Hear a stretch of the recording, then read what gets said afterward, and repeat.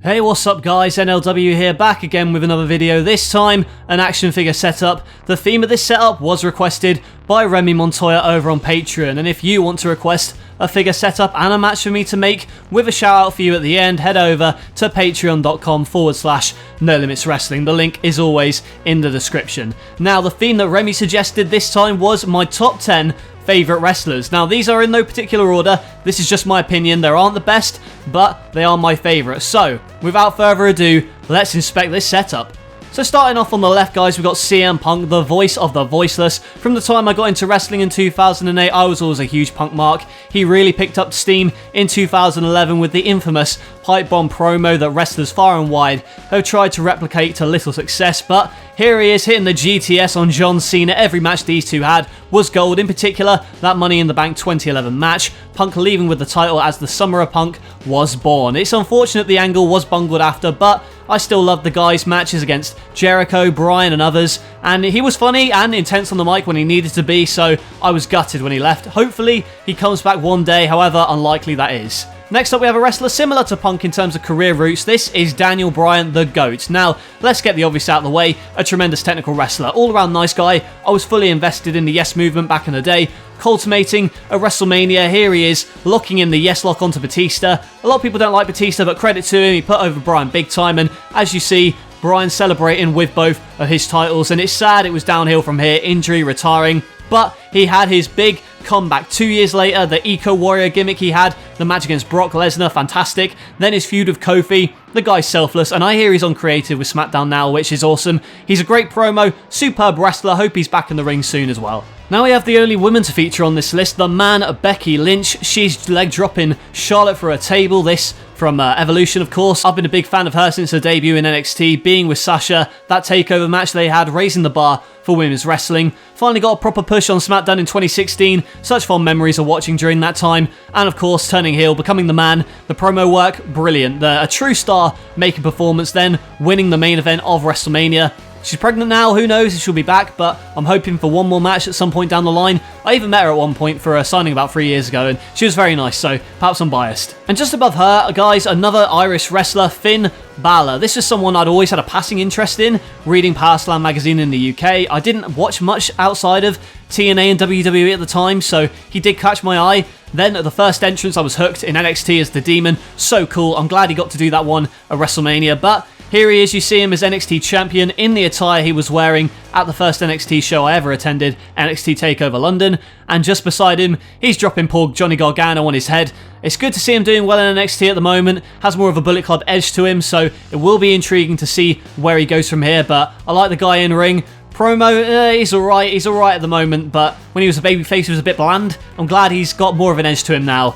Interesting to see where he goes. We've got kind of a UK Indies theme going on here. Next up, we've got Pac, formerly known as Neville in WWE. If you don't know why he's on my list, just watch him wrestle. The way he moves and sells, I don't know how to explain it. He's so satisfying to watch. Sucks what's happening right now, which is keeping Pac off of AEW TV. But I can name loads of matches off the top of my head. The Iron Man match against Omega early in this year was phenomenal. You've also got him here, stood over Enzo Amore, as he should be, as Cruiserweight Champion. I stopped watching 205 Live for a while after Neville went. He was the king of the Cruiserweights, he was dominant on that brand, he was so good, and his heel mannerisms are fantastic. He went to Rev Pro a few months back. I went and watched him live against Will Ospreay. That was great seeing him live. I've included both the babyface and heel versions of Neville here for contrast. I just hope we see Pac on Dynamite again sooner rather than later. So chances are this next dude is in all of your top 10 wrestlers. He's in mine. It is Jeff Hardy, the charismatic enigma. Favourite from day one. I had the homemade face paint, the socks on the arms, everything. I was doing swantons off my couch, busting my face open, but that's another story for another day. Armageddon 2008 stands out in my mind. At 10 years old, seeing Jeff Hardy win the WWE title for the first time, it was like Christmas, and here he is delivering the twist of fate to Edge, another long-time rival. And when he left WWE in 2009, I did follow him to TNA and watched TNA solely because Jeff was on Impact in 2010. And the Broken Universe stuff is amazing. Obviously, he's had his issues, but he's hoping he can move on and be stronger. He's in a prominent position now in WWE on SmackDown, which is great. And out of everyone in this top 10 list, without a doubt, he's my favourite. Risk taker, great babyface, Jeff Hardy, my favourite. And speaking of risk takers, guys, up on the ladder here, we got the ECW title around his waist. It is the whole effing show. Rob Van Dam. RVD, same with Jeff. I watched Impact in 2010 because he was the TNA champion. RVD is more of a retrospective favourite. Going back, I watched every single ECW Hardcore TV and ECW on TNN show, and it didn't matter who he was facing. RVD stole the show. I love his innovative moveset. If you know what he's up to now on Impact, you know how strange things have gotten, but regardless, great high flyer. Hardcore match against Jeff Hardy at Invasion was one of my favourite matches when I was a kid, along with that match against John Cena at One Night Stand. So because of that, he is in my top 10. Great extreme athlete. And just below Van Dam, hitting the black mass on Tommaso Ciampa, it is Aleister Black. Used to be Tommy End on the UK circuit and in PWG, and I was familiar with him before, and I'm stoked to see him come to NXT. Watched him win the NXT title when I went to TakeOver New Orleans, and it's something about his speed that I like. I like my strikers in wrestling, the kickers. It sucks he's not really got a lot to sink his teeth into on the main roster, aside from that 6 series of matches against Murphy. You know, he's a great striker, great wrestler. I'm hoping his recent heel run will now lead to bigger matches down the line. Obviously, he started picking on Kevin Owens. I would love to see Drew McIntyre against Aleister Black for the WWE title at some point, but that's why he's on my list. Great striker, great overall wrestler. And behind them, the only New Japan star to make it to the list, this is Hiromu Takahashi. I bought this figure from Figs31 on Instagram because he is one of my favourites in the junior heavyweight division, and here you see him hitting the time bomb onto Kenta, another New Japan star. I got into New Japan just as he won the title. Awesome matches against Kushida, Dragon Lee and others. The match against Taiji Ishimori 2 years ago, Best of the Super Juniors final, was amazing. It's one of my favourite matches of all time. Go and watch it if you haven't already. Sadly, did suffer a neck injury, keeping him out of action for a year, but he came back, faced Ospreay at this year's Wrestle Kingdom in possibly the match of the night, maybe one of the matches of the year. He's explosive, he's exciting, perhaps too extreme for his own good. Hopefully he remains injury-free from now on. I'll tell you, his cat Daryl, Takahashi, just missed out on the top 10. And you want to talk about innovators? Innovator of Lucha Libre style in the US, Rey Mysterio, seen here in his Halloween Havoc 1997 attire. That's one of my favourite matches to rewatch versus Eddie Guerrero. And what needs to be said about this, guys? He is like a real-life superhero. All the kids looked up to him, the mask, the high fly and the underdog. I wrote a short story when I was a kid about this kid who was in the 4th grade by day, and then he was Rey Mysterio by night.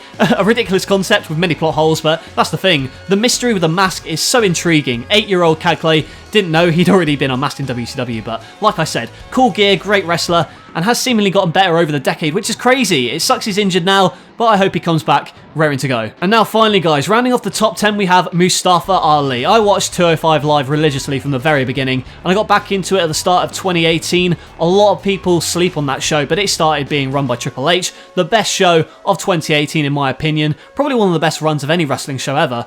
It's just to me, I think the matches were superb. You had Buddy Murphy, Kalisto, and Mustafa Ali, one of my favourites.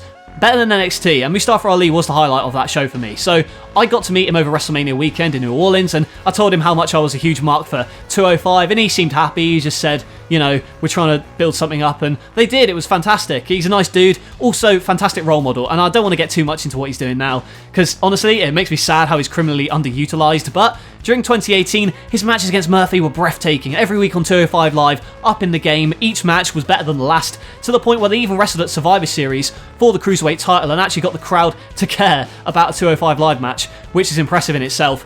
You wonder what could have happened had Ali not been injured before the Elimination Chamber in 2019. It sucks, but it is what it is. I haven't lost hope for this dude yet. I beg he's given a push soon. He's such a nice guy, and I'm rooting for him all the way. I hope he gets a main roster push sooner rather than later. So those were my top 10 favourite wrestlers, guys. Thank you once again to Remy Montoya on Patreon for this request. All of the Patreon supporters are in the description. Do check them out. Big thank you to them. And if you want to request a setup, request a match, and get a shout out, plus get access to more bonus content such as early access to this video and others, go over to my Patreon, www.patreon.com/NoLimitsWrestling, and become a backer. The link is in the description. If you enjoyed this video, make sure to smash that like button. It really helps the channel. Also, if you're not yet subscribed, hit that subscribe button as we're trying to edge closer to 30,000 subs, and make sure you turn on notifications so you never miss an upload. Also, leave a comment, let me know what your 10 favourite wrestlers are. I love reading through them, and like I said, I hope you enjoyed this figure setup, and I'll catch you guys later.